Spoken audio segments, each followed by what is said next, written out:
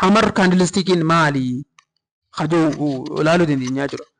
As keessatti hammer candlestickin shapein isaa maal fakkaataa kan jennu taate booddee xiqqishoodhaa fi wiikii dhedheeraa kan qabu jechuudha. Yoo fakkeenyaaf piraayisiin kun amma fakkeenyaaf asirratti maal godhee bakka kanatti ni banamee ergaas banamee booda ol beeti haaya kana uumee gad dhufee asitti loo uume jechuudha. Piraayisiin kun erga banamee booda gad dhufee loo uumee akkanatti dheeratee gubbatti booddee xiqqishoodhaan uumamu jechuun hamar jennaanii jechuudha.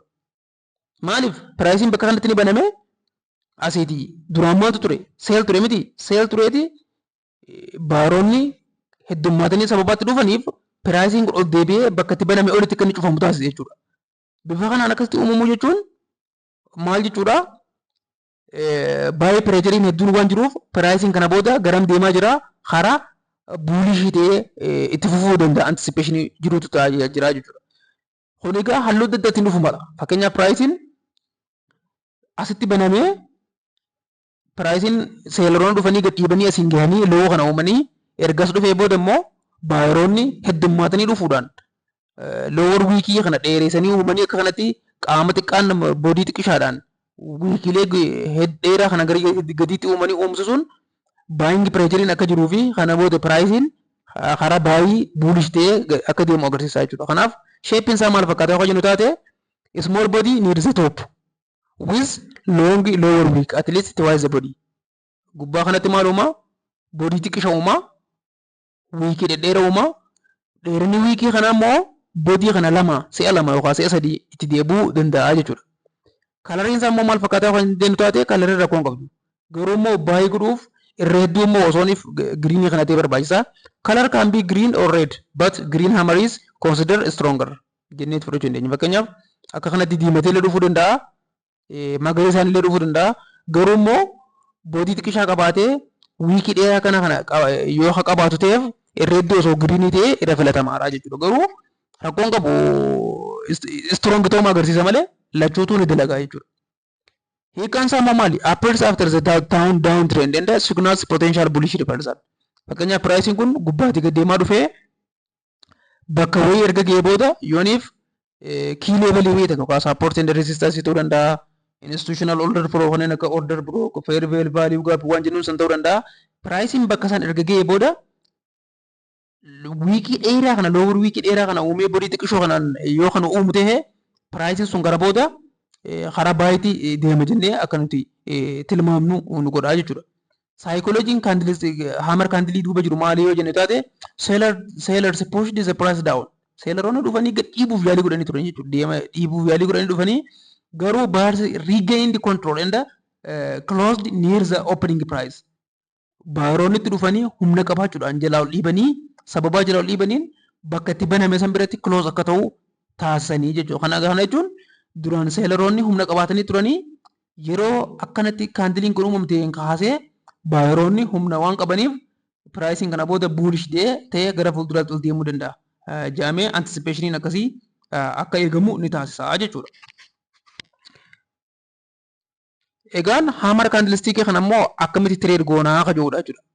Hammer candlestick kana akkatti trade goonuu inni dura piraayisiin down trend irra jiraachuu isaa mirkaneessuu qabna jechuudha. Piraayisiin gubbaarraa gara gadiitti akka haala kanaan down trend deemaa dhufee erga piraayisiin bakka kana dhufee booda asirratti yooni hammer candlii kan hono ta'e bakka kanarratti baay'ee positionii seennee jala kanarratti stop loss goonee take profit keenya takka hanga 3 takka hanga 2 fudhachuu danda'utu nurra jiraata jedhu. Yeroo takka immoo confirmation yoo barbaannu taateef candliin kan hammeritti antee dhuftu tuni green taatee isanii olitti yooniif kulos haa gootu taate irreedduu carraa bareedaa nuuf kennaa jiru. Kana booda maal goona bakka itti kaandiliin sun itti cufamte irratti baay'ee seenneeti stop loss keenya wiikii sanjila seennee kaawwannee achi booda take profit keenya kaandilii itti aanu yookaan immoo resistance zoonii fi support zoonii key levelii fuuldura irratti target godhachuu ni dandeenya jechuudha. Akka fakkeenyaaf yoo qal'oo taane price maal godhe bakka kanatti asiin gad deemaa dhufee asi dhufee maal godhe asi maal godhe hammer kaandiliin hokanne jechuudha. Hammer kaandiliin eegan hokanne booda kaandiliin hammeritti antee dhuftu kun immoo gara gubbaatti ol baatee waan cufamteef bakka kanatti baay'ee seennee stop loss keenya sila kaannee take profit ilaan gasii deemuu dandeenya jechuudha. Kun price asitti illee akkuma kana godhe bearish ture yeroo sanitti gad deemaa dhufee as dhufeeti maal godhe hamariin hojannee kaandiliin hamariitti anda jirtu immoo bullish taatee cufamtee abbaaf kaandil haayii waan cufamtee jirtuuf bakka kanarratti baay'ee seenne stop loss jila keenya take profit keenya immoo levelii kii levelii nu fuuldura jirtu fudhachuu ni dandeenya jechuudha. Akka fakkeenyaatti mee chaartii kana dhufnee yoo ilaallu taateef fakkeenyaaf amma asirratti piraayisiin maal ta'e gubbaatii gad deemaa dhufee piraayisiin kun akkanatti immoo as dhufee as dhufee akkana gad dhufee miti.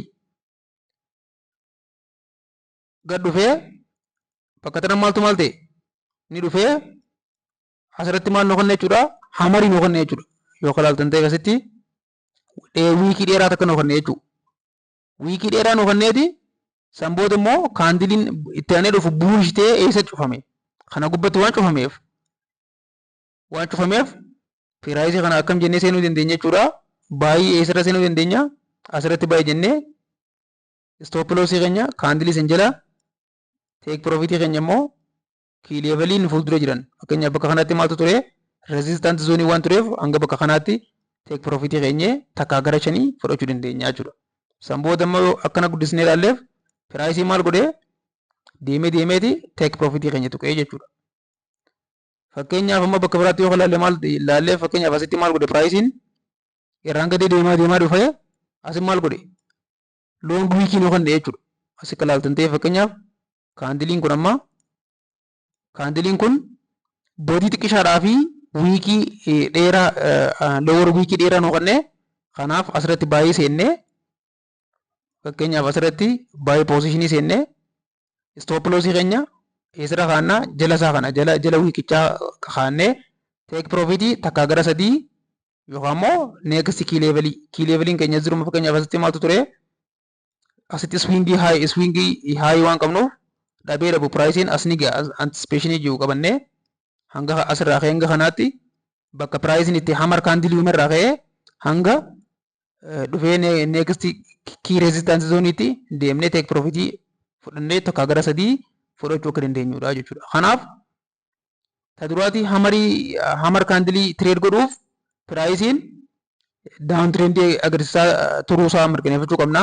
Piraayisiin kun erga down trendii deemee booda boodii xiqqishaa upper boodii xiqqishaadhaa fi long lower wiikii akka kanatti wiikii gara gadii dheeraa kana uumuusaa erga mirkaneeffannee booda gubbaa kanarratti maal godhuu dandeenya baay'ee poozishinii keenya seenuu dandeenya jechuudha.